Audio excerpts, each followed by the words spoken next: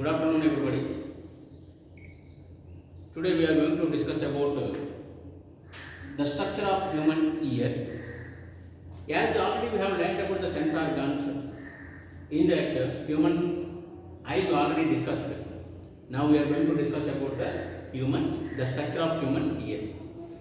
Actually, human ear is meant for hearing the sound. Whatever the sound, whether it's a low or high, whatever the sound it is, we hear that sound, and that sound is interpreted by the brain and tell us whether it's a rhythmic sound or noisy. Okay, this how this information will be identified by ears, that we are going to discuss today. Okay.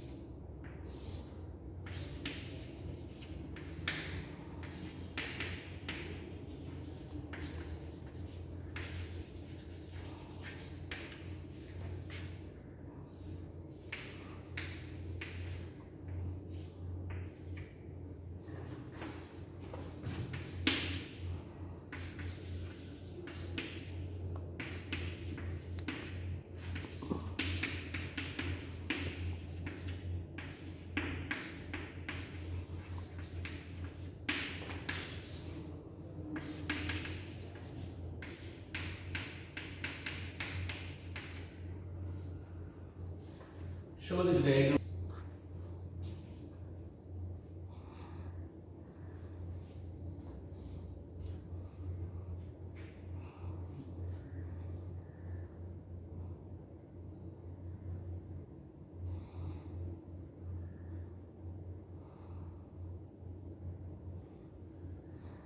Of ear, the total structure, the total ear we see, this is the complete structure. But the ear what we are seeing outside, there is only 1/4 of the ear. Remaining 2/4 of the ear is 3/4 of the ear is presented inside the ear sockets of the skull. Okay, let us learn about this structure of human ear. And this total ear, according to basing on the place where they are presented in the skull, this total ear has been divided into 3 parts. One is external ear,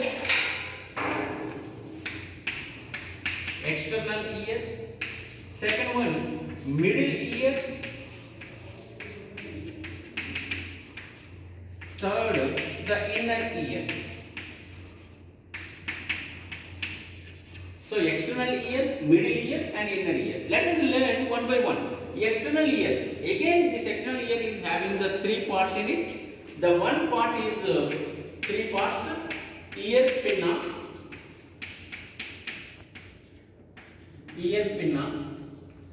auditory canal,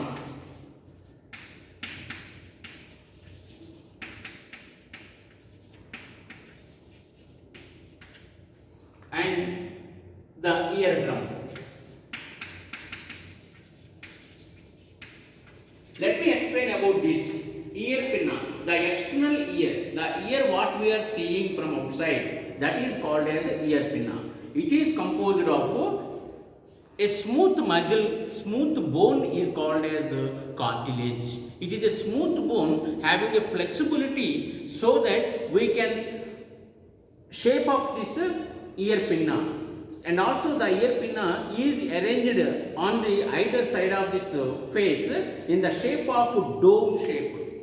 So because of this dome shaped, it will catch all the sound waves and send them into the inner ear. This is the ear pinna. It is in the dome shape. When the sound waves are hit to this ear pinna, it will direct them to enter into the auditory canal. So that is the major function of this ear pinna. And next come to this one, auditory canal. From the from the ear pinna to inside 2 to 3 centimeters of long canal-like structure will be presented there. That is called as auditory canal.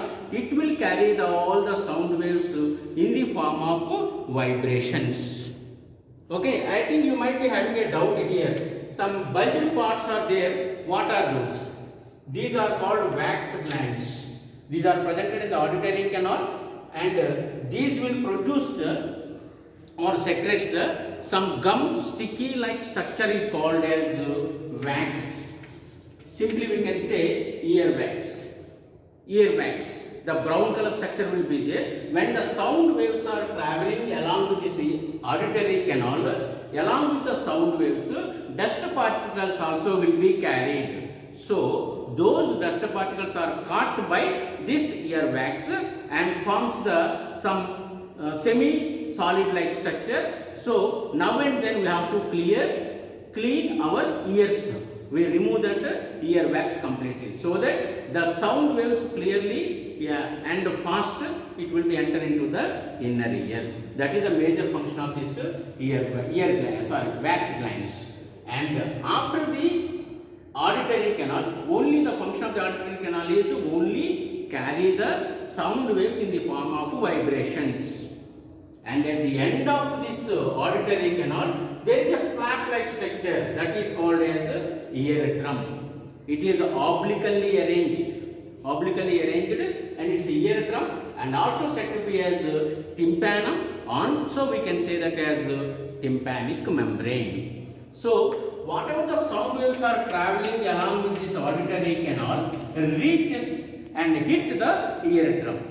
According to the vibrations of the sound waves, the eardrum also will be giving vibrations to and fro in this manner.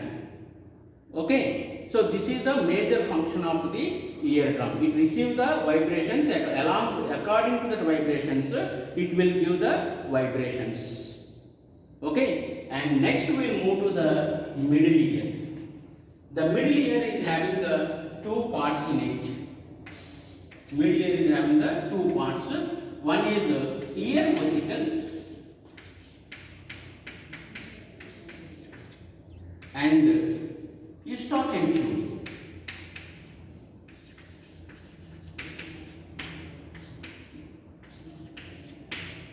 Eustachian tube. Let us learn about the eustachian tube first. Eustachian tube. It's a long hollow tube-like structure started with connecting to the inner middle ear and enter into the throat of the mouth. Enter into the throat of the mouth. Okay, this is the eustachian tube. It's a long hollow-like tube-like structure filled with air, and it will maintain the equilibrium of the air in between the ears. Okay, that is the eustachian tube. So next we'll come to the ear vesicles. You might be finding here 1, 2, 3. I have written here. These three together called as the ear vesicles. Okay, the first one is malleus, second one incus, and the third one is stapes. These three are the bony pieces which are presented in the middle ear, and these will accelerate the sound vibrations, sound waves, and send them to the inner ear.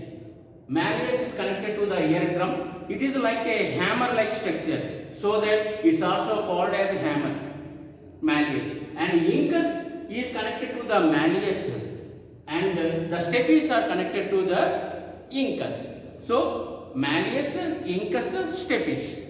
These two are connected to the eardrum. According to the movement of the eardrum, these will catch all the sound waves, and they will vibrate themselves like that only, and accelerate and send the vibrations into the inner ear. The smallest bone in the body is stapes, that is presented in the middle ear. Okay, it is connected to the inner ear. The stapes is connected to the inner ear. So that is about the middle ear. Let us learn now about the inner ear. We have learned about the external ear, middle ear, and now inner ear. Inner ear is also having the two parts in it. That is semicircular canals and the cochlea. Semicircular canals, three semicircular canals are presented, and these are arranged. Two of them are vertically arranged, and one is arranged in horizontally. So the shape saying that it will maintain the static balance of the body completely. When we are in study without doing any work, that balance will be maintained by the semicircular canals. Okay, and these semicircular canals and the cochlea are connected with a small tube-like structure is called as vestibule. This is called as vestibule. One end of the vestibule connected to the semicircular canal, another end of the vestibule connected to the cochlea. Okay, and now the vibrations are enter into this vestibule and move toward the cochlea. Cochlea is the real organ where the sound waves are captured. Okay, in the cochlea there is a part called as organ of Corti. This is the real part of the ear where the sound waves are captured. And this organ of Corti is connected to the auditory nerve, and this auditory nerve will take the information to the brain.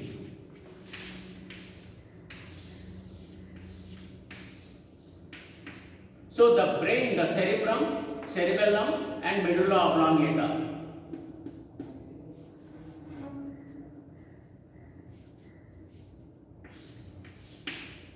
So this is 1, 2, 3, 4. The cerebrum of the brain has been divided into 4 parts. Okay, the first one is frontal lobe, parietal lobe, temporal lobe and occipital lobe. Temporal lobe is the lobe where these sound waves are enter into the brain. The auditory nerve is connected to the organ of corti of the cochlea and it sends the messages to the temporal lobe of the cerebrum. Temporal lobe of the cerebrum.